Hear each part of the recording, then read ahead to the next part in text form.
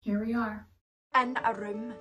A bunch of self-identifying young women. And allies, and non-binaries, and... In separate rooms, we should also say. Being women. You know how the women's song goes. We are strong. We are brave. We are born leaders. We are fierce. We are not to be underestimated. We are enough. We are beautiful. We are powerful. We are unstoppable. We are incredible. We are talented. We are... blah blah blah. We are flipping bored. There's not a chorus that could communicate our discontent sufficiently. We want to cause some mischief. We want to dance on bar tops, with or without tops on. We want to rob a bank and get away with it. So we wouldn't have to sit here day after day thinking about which grant to apply for, which job might last past the recession. We want to tear down the walls, hallways hiding hapless politicians, and just take over. Start over. Bulldoze their basicness into a renewable energy source to light up our new world. Alongside the raging fires that fuel us and burn us and drain us and char us. We may be enough, but we've had enough. We want to be criminals. We want to break every single law made to make life limp. Because look at who we have in Westminster. Look at who is taking the piss out of our laws. Nah, if that's how we have to roll to run things, we're game. We always have been. Women are not just mums and sisters and daughters. We are motherfuckers too. And we're coming for you. Sounds like a spam email. Hi, we are the bored women of the rooms. Hi, I'm Rosie. Hiya, I'm Morven. Hi, I'm Orla. My name's Brooke. Hello, I'm Molly. And we are joining you from our rooms in 2021. Rooms date back to at least 2200 BC. Excavations in Santorini have found early Minoan structures with clearly defined rooms. If you believe a tomb is a room. So basically, there's been a lot of rooms and a lot of women. An estimated 54 billion women have existed on this planet since the beginning of time. And there's around 3.5 billion women on this planet right now. And each of them goes into a room at some time. Even if it's not a room of one's own. Rooms have always had women in them. Imagine. There was probably never a room that a woman hasn't been inside. Even the ones they still aren't allowed inside, like some in London's Pall Mall members clubs. They probably still clean them, or deliver something to them, or pick someone up from one of them. Unless it is a whole guarded peninsula like Mount Athos in Greece, where there are thousands of rooms for thousands of men across hundreds of kilometres, but women are completely banned. The only women who have entered the Mount Athos Peninsula have done so illegally. Starving raiders during the Greek Civil War, who stole flocks that were allowed to roam there during the conflict. Dressing as a man got a few in, but that resulted in the maximum 12-month prison penalty that now exists for any other criminal woman who might try it. Criminal women in prison. Some of them not. Some of them in prison for crimes they didn't commit, or crimes they did commit. But if they did, then 80% of those crimes are non-violent and mostly shoplifting, theft or fraud. The very thing that the people at the top of our power structures, be it business or politics, are experts at. So, stealing without the protection of the law is pretty much what they're locked in those rooms for. Away from families and children and jobs and hobbies and loves. Rooms where they are needed and don't cost the public an average of £37,543 a year to lock. Some criminal women have never been caught by the law, and strangely, or not so strangely, haven't been caught by the global imagination industry either. Not given much thought, Not many books, hardly any films. Comparatively anyway, think of Al Capone, the Krays, Pablo Escobar. Criminals more famous than fairy tales. We're not including serial killers here, though all these lot had bodies that added up, sure. It's more about the empire they built illegally, against the norms of society. But in the same way the normalised empire builders did too. Just one was posh and the other wasn't. The murder parts were to keep being able to commit the crimes they committed without being stopped or caught or killed themselves, which is not an excuse, they're still killers. But they're criminals first and not the other way around. Which is maybe just semantics, but it's what we're interested in. Where are the women like this? Not in the top 10 Google of famous criminals, that's for sure. Bonnie gets a mention, Clyde adjacent of course, which is not insignificant that the only women criminals that are household names are ones who worked out their criminal crossword worlds with their intimate male partners. Those with husbands, boyfriends, lovers, the men who were really in charge of course. These women might have been allowed to be famous for being so naive as to fall for the persuasive, perverted powers of a man bent against society's norms, rather than for any ingenuity or lawless ferocity of their own. And we just think, yeah, maybe it is too many hours on Zoom in our bedrooms drinking rosé. But our thoughts on this are simply that if we don't recognise the bad shit, the fact that women since time immemorial have been motherfuckers too, for money, for power, for fame, without any moral awakening at the end or without any baby to protect or wrong to avenge. Though, is that really possible for a woman? Well, if we don't recognise that first bit about women being motherfuckers too, then we can't possibly get recognised for all the normal, boring things we do. They were there, we're here. And in the rooms power criminals roam, stealing from the people who did such worse things than what these women did. So with every sip, which does not have to be alcoholic, we hope you remember this too.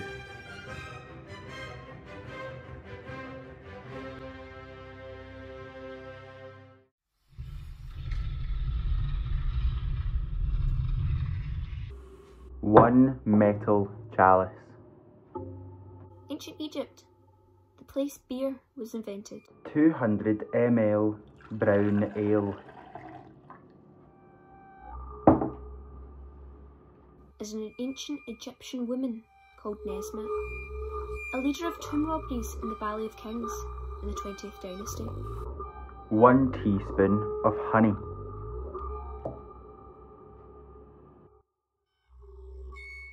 Not much else is known, but we can suppose that as this much is known, she was caught and it was recorded. And perhaps she faced the same sentencing as other women who were caught for conspiracies against the powerful men who kept them in a harem, nose and ears cut off, or, as a special treat, invited to commit suicide. It was a time of minimal crime, supposedly. Or things considered crime now weren't then. Who can say? They did consider tomb raising the very worst crime, higher than murder even, to plunder the sacred resting room of the greats. So it is likely she faced death, decapitation, drowning, being burned alive. 50 ml extra smoky whiskey.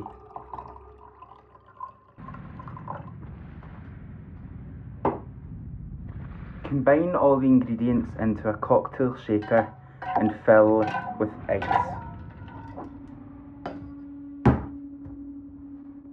Stir this mix gently for 10 seconds and then strain into the metal chalice.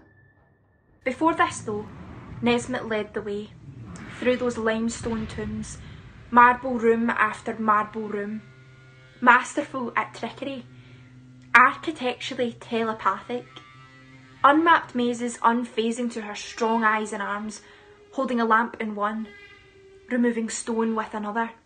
to eventually, stealthily, successfully, steal the gold and emeralds of kings and queens.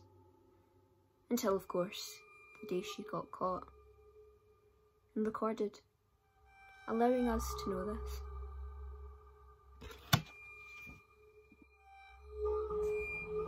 Which begs the question, how many other stories of women criminals throughout history are untold, just because they're too fucking good at it? Plus, we could probably add all queens to the criminal category too, depending on your politics, which we don't have enough alcohol to discuss today, so nothing to fear. We'll leave them alone for now and allow time to judge and atone their ways of accumulating their wealth, whether it was stolen back by women like Nesmith or not. Bottoms up.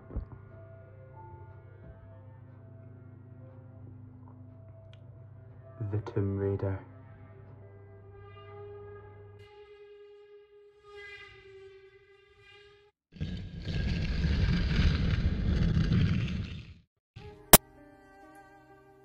Madame Cheng. Cheng Shi, Madame Cheng, terrorised the China Seas in the 1800s. 2 drops of poppy seed tincture. She appeared in bit parts on screen, including Pirates of the Caribbean, but here she is solo, leading alone, just like she did back then, with 40,000 men, women and children under her unforgiving wing. The most successful pirate in the whole of history.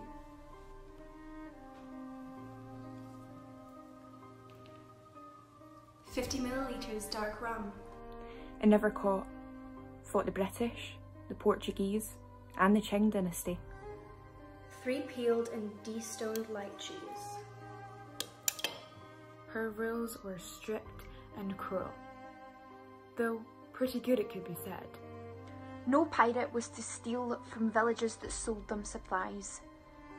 Pirates who raped female captives were beheaded. Yes. But then, consensual sex meant death for both parties, legs wrapped with cannonballs and thrown overboard. Any disobeying at all of the rules meant head chopped off too, so, you know. 25ml sweet and sour. She started her career as a sex worker, and at 26 married a notorious pirate, had 2 kids. And when her husband died, 5 years later, took over the whole enterprise and expanded it to be the force only the Portuguese could eventually get to surrender years later. When Ching hung up her eye patch, opened a brothel, and married her adopted son, having 2 more kids with him in her 40s. We've been told so many lies, haven't we? 25ml of cherry brandy. Shake with ice. Strain into a martini glass. Garnish with lime. What did she do with all that money? Made on the back of beheaded necks and young girls having sex with whoever could pay? She must have made sure she gave plenty of it to her family. They were all around her bed while she died, crying. Crying for this criminal woman. Their mother. Their friend. What would they spend it on? This is a strong one. A Ching cherry martini.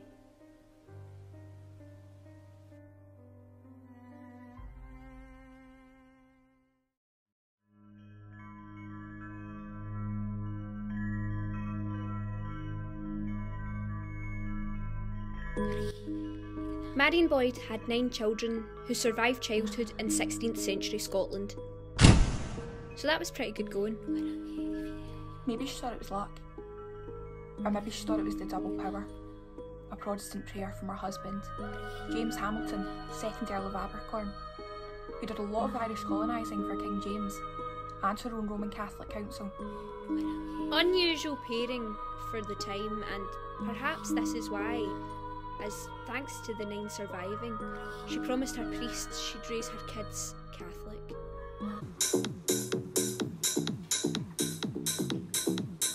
This one's not alcoholic. Ironic, yeah, I know. Blind eyes were given to this wish until her husband died. Then she was excommunicated from the Church of Scotland and locked up in Edinburgh's Tolbooth cells for 2 years as an uncharged criminal, awaiting charges for believing in the same God, but differently.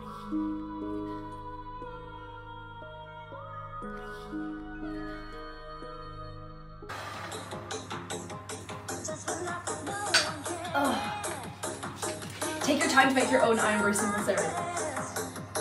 I'm taking a whole can of Ironbrew and pouring it into a pot. Warming it through on the stove until it hits a syrup consistency. And then chill. It took 2 years for the laws to decide there wasn't a charge to be made, and the cells were needed for witches and whatnot. So, she was put on a house arrest at her home in East Lothian to make sure she didn't sneak out to meet any Catholic priests, who'd kept things under wraps but were not under house arrest themselves. She died soon after she'd arrived. A criminal woman without being charged of a crime. Detention without trial. It's still over age right now, of course.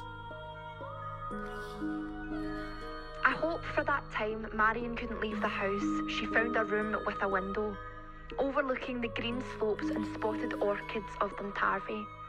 Maybe asking a remaining child to pick some to put in a vase so she could see them even when it got dark outside, with their pink or purple spots and stripes on their 3-lobed lips.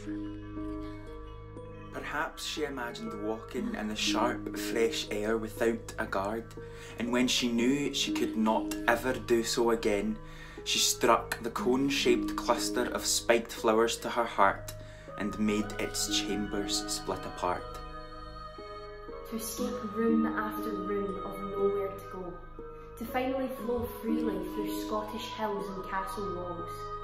But who really believes in ghosts?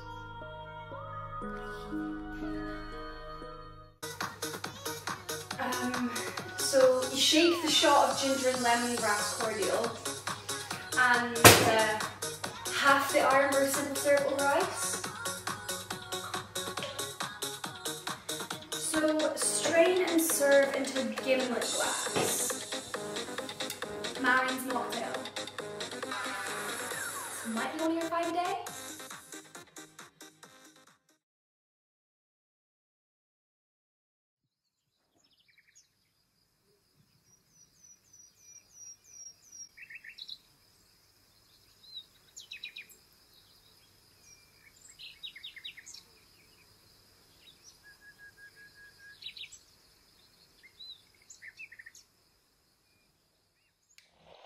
Linda Calvey.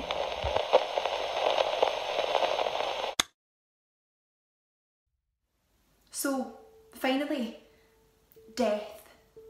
The Black Widow, as Linda Calvey has been nicknamed.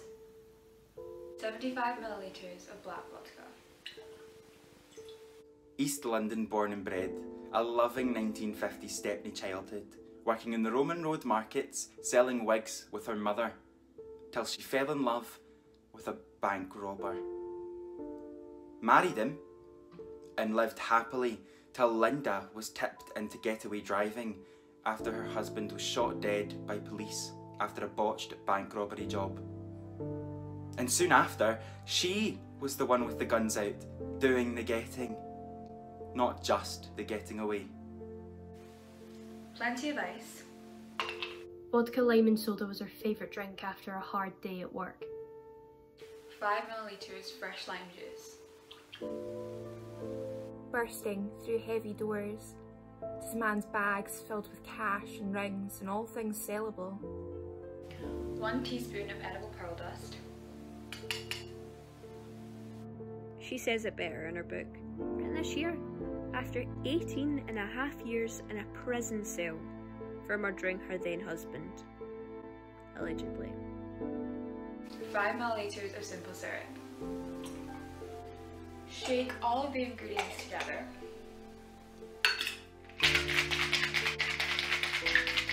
Add extra pearl dust to the bottom of a coupe glass and strain the cocktail into it. Stirring or adding some more pearl dust if needed for shimmer. She denies it, the murder of him, but not her life of crime. Of leading armies around London, of being proposed to by men who did what she did but whose names go down in history. Charlie Bronson, Reggie Cray. Saying no thanks, doing things her way. This drink's for you. Sip it slow. The Black Widow.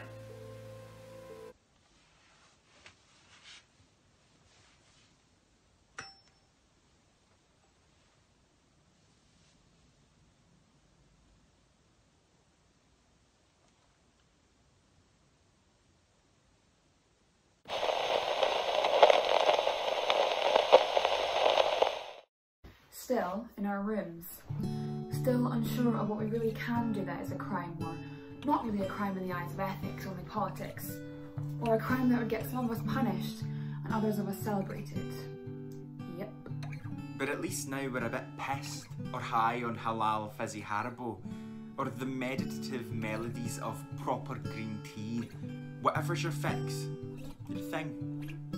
A bored woman in a room gazes on other women, doomed by the sort of world we say we don't want. Yeah, we still build.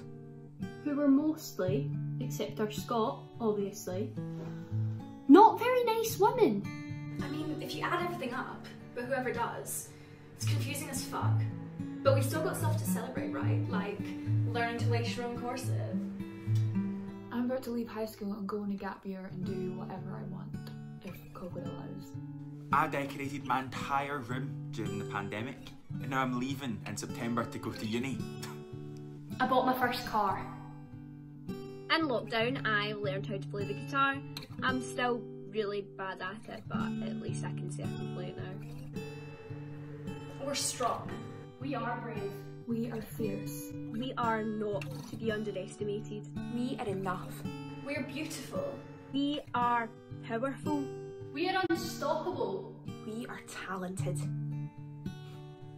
And so we celebrate through the confusion to find our way through to some sort of truth. We hope we told it how we should. Pass it on. Salanjivar! The end.